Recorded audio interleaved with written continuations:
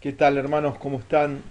Bienvenidos a esta primera clase donde vamos a ver el panorama general de la Biblia y es precioso poder tener en nuestras manos aquello que Dios ha querido revelarnos.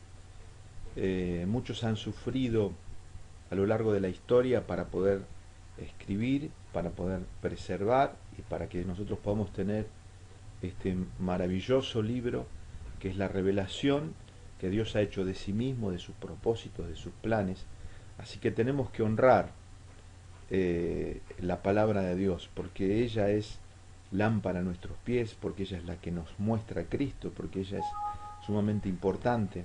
Y muchos han sido, como les decía, los hermanos y aquellos instrumentos humanos que han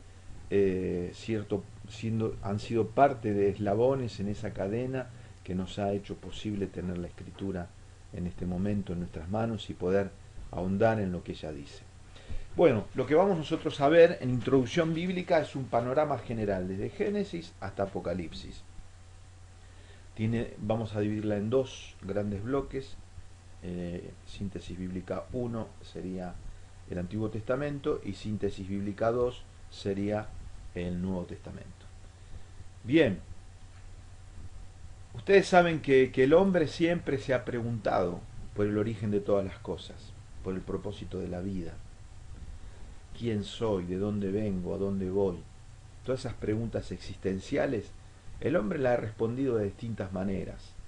Desde la cultura griega, que es la que en Occidente ha prevalecido hasta nuestros días, los grandes filósofos de Grecia se han planteado por la existencia, se han planteado por el origen de todas las cosas, por las causas, ¿no es cierto? Y estas preguntas que el hombre se hace ha encontrado innumerable cantidad de respuestas en todas las filosofías que hubo, que hay, que habrá y que han sido de alguna manera especulaciones que el hombre ha elaborado con su mente, con su imaginación. También, por otro lado, las religiones que han surgido en el mundo, en distintas culturas, también tratan de explicar el origen del universo, el origen del hombre, las causas de lo creado, y todas esas razonamientos, todas esas especulaciones, Pablo hace una síntesis allí en el libro de Romanos, que quiero que me acompañen, Romanos capítulo 1, versículo 18 al 25, donde dice que la ira de Dios se revela desde el cielo contra toda impiedad e injusticia de los hombres, que con injusticia restringen la verdad, porque lo que se conoce acerca de Dios es evidente dentro de ellos. Pues Dios se lo hizo evidente, porque desde la creación del mundo, sus atributos invisibles, su eterno poder y divinidad, se han visto con toda claridad, siendo entendidos por medio de lo creado, de manera que no tienen excusas, pues aunque conocían a Dios, no le honraron como a Dios ni le dieron gracias, sino que se hicieron vanos en sus razonamientos y su necio corazón fue entenebrecido. Profesando ser sabios, se volvieron necios.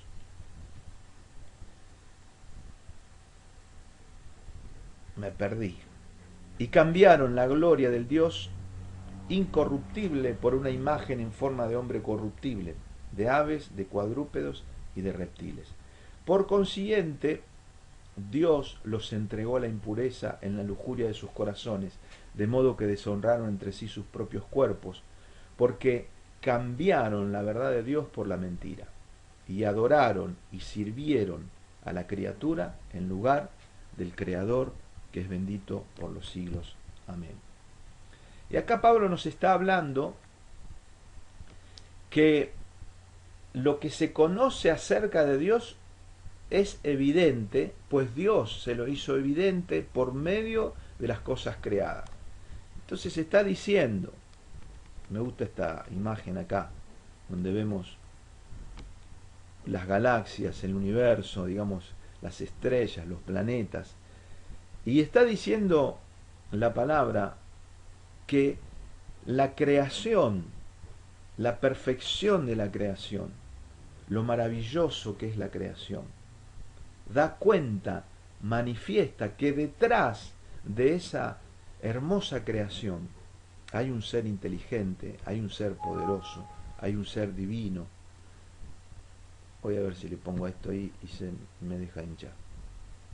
Hay un ser divino, hay un ser que creó todas estas cosas. Cuando vemos el cielo, cuando vemos los árboles, cuando vemos los pájaros, la diversidad de la vida, está diciendo, Dios está manifestando en la creación que Él fue quien lo hizo, ¿no? Y dice, no solamente dice que Él está manifestando esto, sino también dice Pablo eh, que por esta manifestación, es decir, por esta revelación, el hombre no tiene excusa. Es decir, Dios nos hace responsables por esta manifestación, esta revelación de sí mismo a partir de la creación, nos hace responsables. El hombre no puede decir, yo no lo sabía, yo no me daba cuenta, yo siempre creí, soy ateo, soy agnóstico, creo que no puedo saber si hay un Dios. Porque está diciendo que a pesar de que nosotros razonemos y con nuestros razonamientos nos volvamos necios y cambiemos la gloria de Dios en especulaciones, en razonamientos o aún en adoración a cosas creadas, está diciendo Pablo ahí que a pesar de que nosotros filosofemos todo lo que queramos, el testimonio de que Él creó los cielos de la tierra y de que el hombre es responsable por la manifestación de la creación. Por más que nosotros argumentemos lo que queramos decir, el hombre, ya sea un doctor, un científico o una persona sin letras, no importa. Está diciendo la creación es suficiente testimonio para hacer al hombre responsable frente a Dios de la conciencia y de el conocimiento claro, definido, de que esto no arrancó solo, de que hay una mente inteligente y un poder extraordinario detrás de la creación, y el hombre es responsable por responder y por hacerse cargo de que Dios es real, de que Dios es verdadero. Revelación general, la creación. Dice el Salmo también,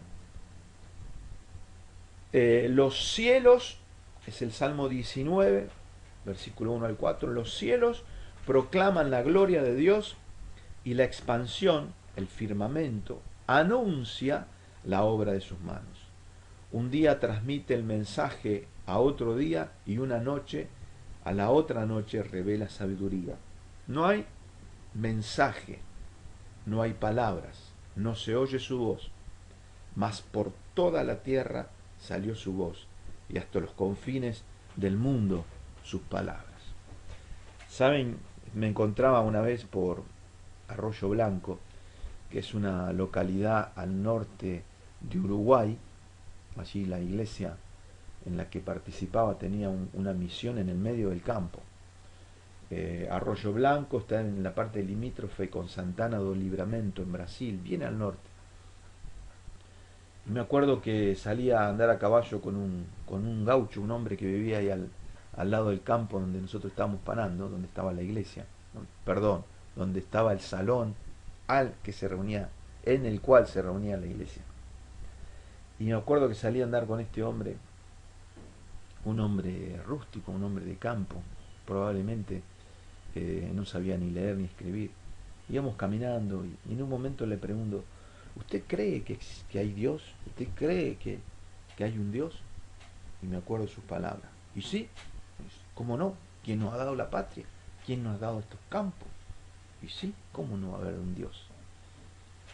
Y fíjense, este hombre sencillo, sin letras, era consciente de que la creación le daba testimonio de la existencia de Dios, le daba testimonio de su poder, de su divinidad. Y como dice el Salmo 19, los cielos proclaman la gloria de Dios, anuncian su sabiduría, ¿no? Es decir, no podemos negar que la creación es un testimonio magnífico, espectacular, precioso de la gloria de Dios.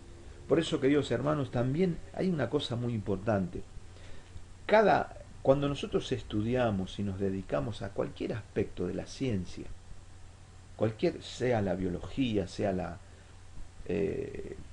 medicina, sea la química, la física, la astronomía, cualquier área de la ciencia, es maravilloso poder hacer un estudio de esas cosas, porque cuando nosotros estamos estudiando cualquier tipo de ciencia, conociendo este mundo, estamos conociendo la mente de nuestro Creador, estamos experimentando la grandeza y la gloria de nuestro Señor. Así que los cielos cuentan la obra de Dios, el firmamento anuncia la obra de sus manos y nosotros somos responsables por ese testimonio. Y también dice ahí que los hombres se envanecieron en sus razonamientos y su necio corazón fue entenebrecido. Cambiaron la gloria de Dios por la mentira. Y ahí hay una fotito de un escultor que hizo El Pensador, planteándose por los grandes problemas de la existencia, quién soy, de dónde vengo, a dónde voy. Y hay cantidades, ¿no es cierto?, de filosofía. Y siempre me acuerdo del mito de Sísifo, que era un filósofo, Albert Camus, un filósofo existencialista, que el mito de Sísifo era un hombre que llevaba una piedra por una montaña, iba ascendiendo y cuando llegaba arriba se le caía la piedra y tenía que bajar y volver a subirla, y ese era su permanente proceso de levantar, de tratar de llegar a la cima y caerse de vuelta y así.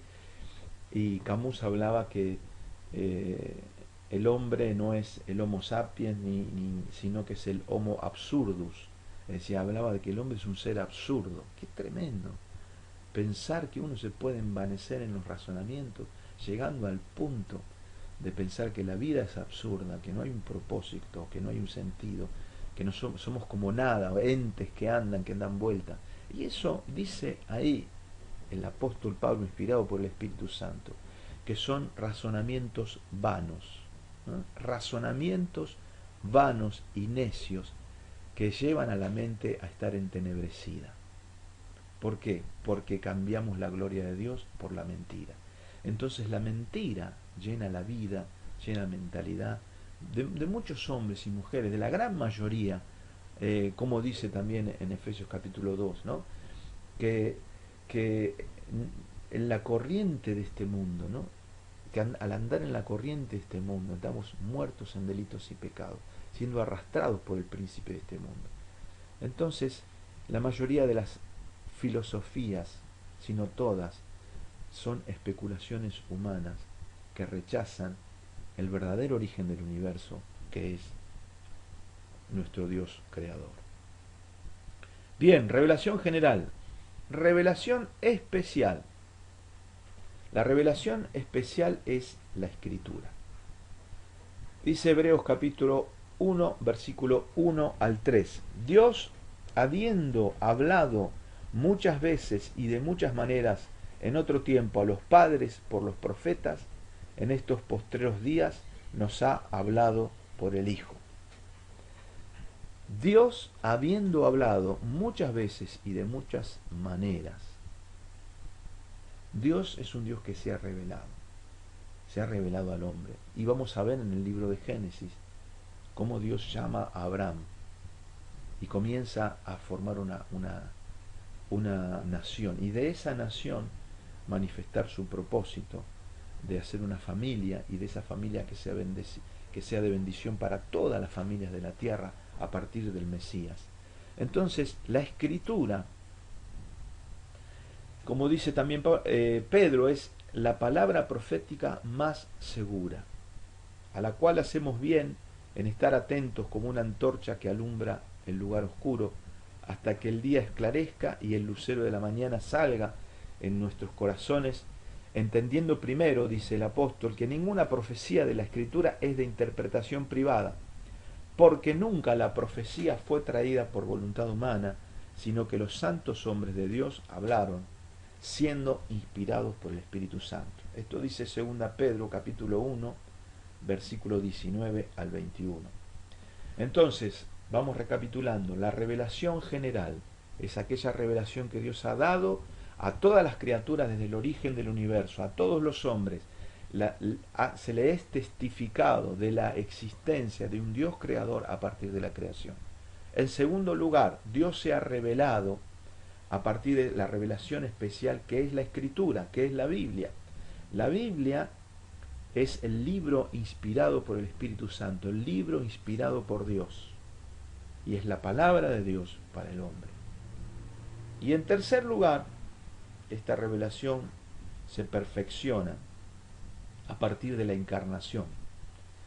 Dice allí Juan 1:14, y aquel verbo, aquella palabra, fue hecho carne y habitó entre nosotros. Y vimos su gloria, gloria como del unigénito del Padre, lleno de gracia y de verdad. Y dice el versículo 18, a Dios nadie le vio jamás, el unigénito Hijo que está en el seno del Padre, Él le ha dado a conocer. Entonces, Jesucristo es Dios. Su encarnación, que se hizo carne, se hizo hombre, su vida, su enseñanza, su muerte y su resurrección constituyen la revelación perfecta y completa de Dios. Es decir, lo que dice ahí Juan, a Dios nadie le vio jamás, pero Jesucristo le ha dado a conocer. O sea, como la manifestación más clara, más perfecta, más exacta de cómo es Dios, de cómo piensa Dios, de cómo actúa Dios, de cómo es Jesucristo, porque Él es Dios y le ha dado a conocer.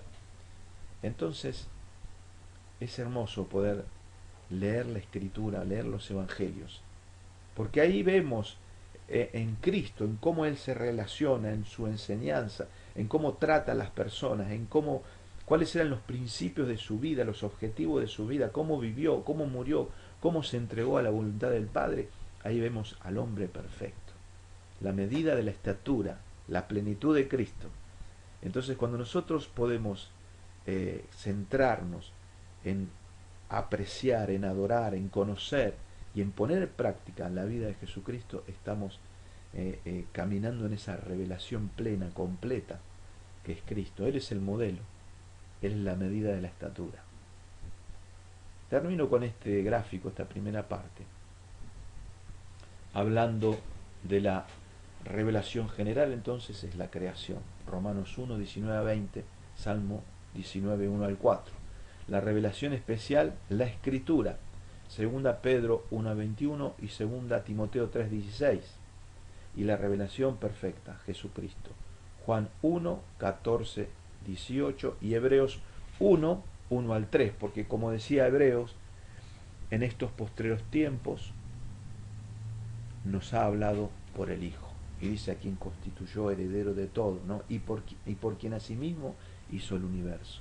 Entonces, queridos hermanos, tener presente esto, porque también esto es algo que nosotros podemos usar en nuestro testimonio de Jesucristo, hablando de lo que la Biblia misma dice que es un claro testimonio de su existencia, y cuál es la voluntad perfecta que Él nos ha dado. Entonces podemos tener este cuadro, creo que nos ayuda mucho a poder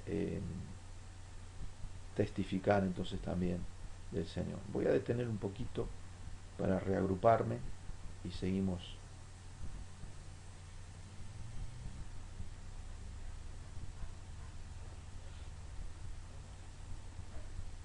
Bueno, continuamos entonces con la clase y vamos a ver entonces ahora sí algunos datos importantes acerca de la Escritura.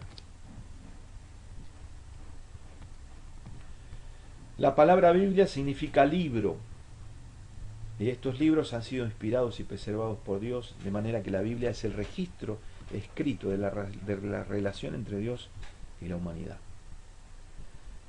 Ahora es necesario que tengamos un panorama general para poder entenderla desde la perspectiva de un todo, para después analizar sus partes. La Biblia está dividida en dos grandes secciones, el Antiguo Testamento y el Nuevo Testamento. El Antiguo Testamento es de fundamental importancia, ya que todo su relato y enseñanza nos da un marco completo del comienzo de doctrinas fundamentales de la fe cristiana. Vamos a encontrar que, por ejemplo, muchas de las profecías o anuncios del Antiguo Testamento tienen su cumplimiento perfecto y se complementan de manera perfecta con el Nuevo Testamento. Por ejemplo, la promesa de la redención en Génesis capítulo 3 tiene su cumplimiento en la muerte en la cruz. Podemos ver que Abraham, ¿no es cierto?, cuando va al monte Moriah, porque Dios le había pedido sacrificar a su hijo, es un tipo, es decir, un tipo es un símbolo o una enseñanza didáctica que prefigura o que anuncia algo que va a tener cumplimiento en el futuro. Entonces, cuando Abraham es llamado por Dios a sacrificar su hijo, Dios después lo libra de eso, pero Dios Padre después, en el Nuevo Testamento, entrega a su hijo en sacrificio por todos nosotros. Entonces, vamos a ver esta correlación del Antiguo Testamento con el Nuevo, que muchas cosas anunciadas y anunciadas con anticipación en el Antiguo Testamento tienen su cumplimiento perfecto en el Nuevo Testamento y se complementan. Por ejemplo, el libro de la revelación de Daniel sobre distintos aspectos de la profecía tienen su cumplimiento perfecto y su complemento perfecto en el libro de Apocalipsis. Por eso es importante reconocer que el Antiguo Testamento no es algo que pasó, es algo que no tiene importancia, es algo que tiene importancia porque es palabra de Dios, porque ha sido inspirada por Dios y porque es útil para redarguir, enseñar, a fin de que el hombre esté preparado para toda buena obra, y porque muchas doctrinas que tienen su desarrollo pleno en el Nuevo Testamento no se conocerían si no estuviesen en el Antiguo Testamento. Piensen solamente en el origen del hombre, en el origen de la familia, en el origen del pecado.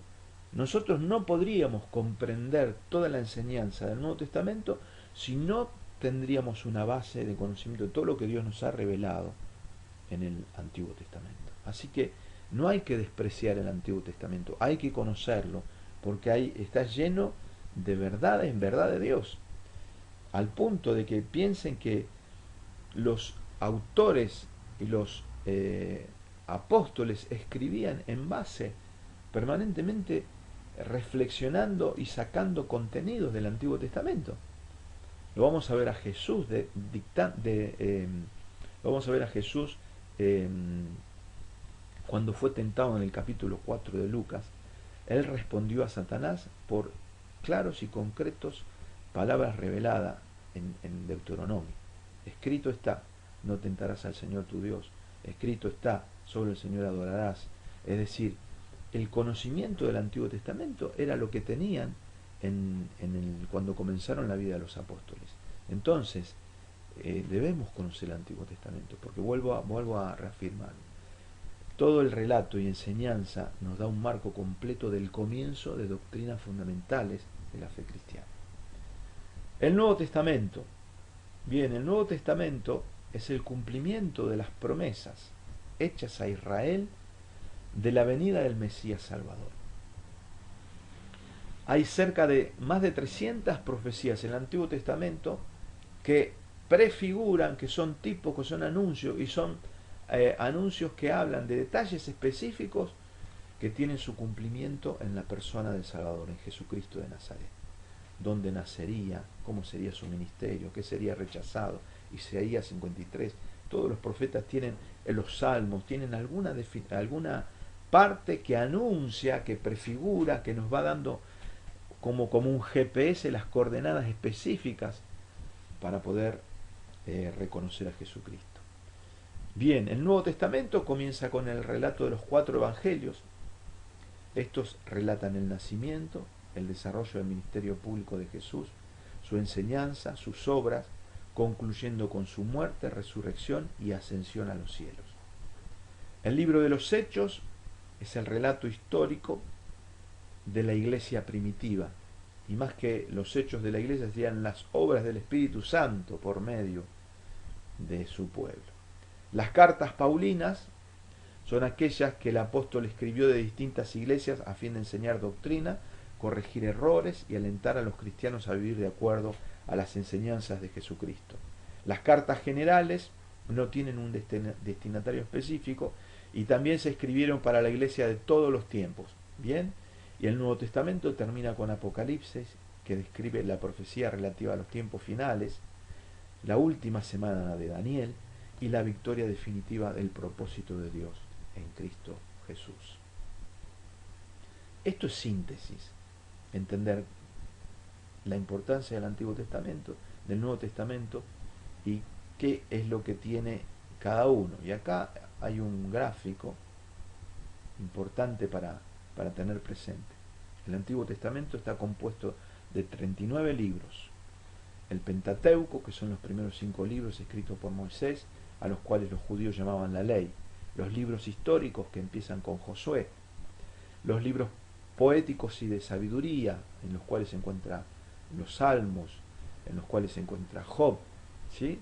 Los profetas mayores, los profetas menores. Esto es el bloque del Antiguo Testamento. El Nuevo Testamento está compuesto de 27 libros. Están, como recién decíamos, los evangelios, los 4 evangelios, el libro de Hechos, las cartas paulinas, las cartas generales y el Apocalipsis. Esto es importante tenerlo presente, memorizarlo. Este gráfico nos ayuda a tener presente las dos grandes divisiones. Bien, y algunos datos para resumir un poquito sobre la Biblia. La Biblia tiene un tema central que la atraviesa desde Génesis hasta Apocalipsis.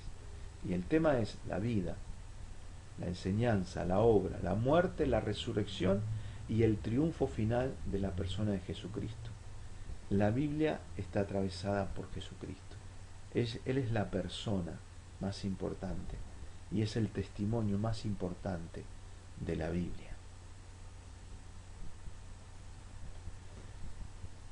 La Biblia fue escrita por 40 autores humanos de las más diversas condiciones sociales y personales. Hubo entre sus autores reyes, músicos, filósofos, recolectores de frutas, sacerdotes, profetas, gobernadores, pescadores y un gran carpintero. No obstante de ser que los instrumentos humanos fueron de las más variadas extracciones y formaciones, hay una unidad perfecta. No hay contradicciones en lo que la Biblia enseña en su mensaje. A pesar de, vuelvo a repetir, de haber sido escrita por innumerable cantidad de instrumentos humanos, la Biblia tiene solo un autor, y ese autor es el Espíritu Santo, como dice 2 Pedro 1:21, que los profetas hablaron siendo inspirados por el Espíritu Santo. Ya vamos a ver la doctrina de la inspiración bíblica para tener bien en detalle eso. El tiempo. La Biblia fue escrita en un periodo de 1600 años. El tiempo transcurrido entre Moisés y el apóstol Juan, que escribió en la isla de Patmos el Apocalipsis. Ese fue todo el periodo de escritura. También vamos a ver algunos aspectos del canon bíblico, porque esto es lo que se ha aprobado en el análisis de los hombres de Dios que definieron qué era de Dios y qué no era de Dios en este compendio que se llama Biblia. Bien, a partir de la clase que viene vamos a comenzar con el libro de Génesis y en realidad el Pentateuco, los primeros 5 libros. Pero les voy a dar las consignas para esta clase. Les pido que hagamos una línea de tiempo de todo el Antiguo Testamento. Una línea de tiempo es una línea en donde nosotros vamos poniendo distintas etapas y en esa línea tenemos que poner las fechas de cada una de las etapas con los libros y con los reyes políticos o los imperios que gobernaban ese tiempo. Si ustedes quieren tener un modelo de esto, pueden buscar en internet línea de tiempo del Antiguo Testamento y ahí van a poder bajar o pueden copiar de ella todo el panorama de los tiempos. Esto es importante porque el tener una línea de tiempo nos permite que yo pueda entender, por ejemplo, ¿En qué etapa está escrito? Fue escrito el libro de Josué. ¿De dónde viene la trayectoria? ¿Cómo llegamos hasta Josué?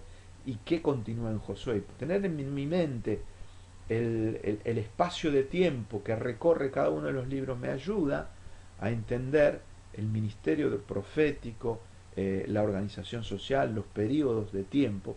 Eso es muy importante porque si yo digo, vamos a leer los salmos, la mayoría de los salmos o gran parte de los salmos fueron escritos por David. David vivió en el 1000 antes de Cristo. Entonces, eso me ayuda a ubicarme quién estaba antes, quién después y poder estar ubicado en tiempo y espacio. Así que vamos a hacer entonces como consigna de trabajo una línea de tiempo de todo el Antiguo Testamento, es decir, desde el principio de Génesis capítulo 1.1 hasta Malaquías. ¿Sí? Entonces hacemos esa línea de tiempo. Y la segunda consigna es que leamos el material adicional. Este material adicional yo lo voy a subir a la plataforma y es el que dice en el principio Dios. Este material adicional habla sobre las teorías del origen del universo y habla también, hace un desarrollo de del pensamiento que existía en distintas etapas a nivel global en el mundo, y hace un resumen del testimonio que da la escritura de Dios como creador. Y bueno, estas son las dos consignas de trabajo para esta primera clase. Bien, que el Señor les bendiga. Nos reencontramos el día de mañana.